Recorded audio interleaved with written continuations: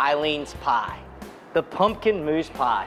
You know, nothing could be finer than to be in Carolina at Thanksgiving, especially when you're eating my wife's pie.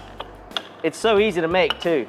3, 2, 1 pie dough, 3 cups of flour, 2 cups of cold diced cubed butter, 1 cup of ice water. That's what I've got here that I've rolled out. All right, let's get this dough cut out. I'm just gonna plop my pie dish down over this. Chances are you've got one of these around. It's a paring knife. We're just going to follow around the natural curves of whatever dish you are using for your Thanksgiving pie. I'm gonna pull what I have left, just roll it right off of here, set that aside, and here comes the big part. Notice I've got a cloth napkin that's kind of one of my older cloth napkins under here, and I'm gonna roll it like so, and here comes the big flip. Ready? All right, so it didn't come out perfect. That's okay. Throw that aside there. And we're gonna crimp this up. Set it up just naturally. You know, Thanksgiving's my one day off, so I'm not a perfect pastry chef, so I'll set that aside for a minute.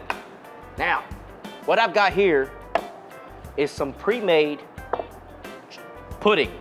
It's a vanilla pudding flavor, okay? Just follow the directions on your pudding box. Then, got some pumpkin puree. We've roasted the pumpkin, pulled the pumpkin out of its shell, and pureed the heck out of it in a food processor. And now, I'm just gonna fold this in with a little spoon, gently. The pudding is already pretty sweet, so, you know, we don't need to add too much sugar, but I am gonna add just a little bit. And you add whatever you like. You know, maybe your pudding is, maybe you make your own pudding, you know. That's pretty cool. There we go. Give it a good spur there. That's ready to go into my pie shell that I have pre-baked here that I showed you earlier. So we're just gonna dump this on in.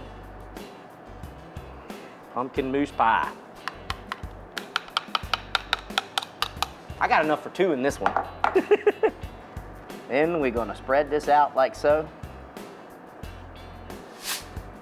After I'm finished getting this whipped cream popped on top here, we're gonna put this back in the refrigerator and let the gelatin harden up a little bit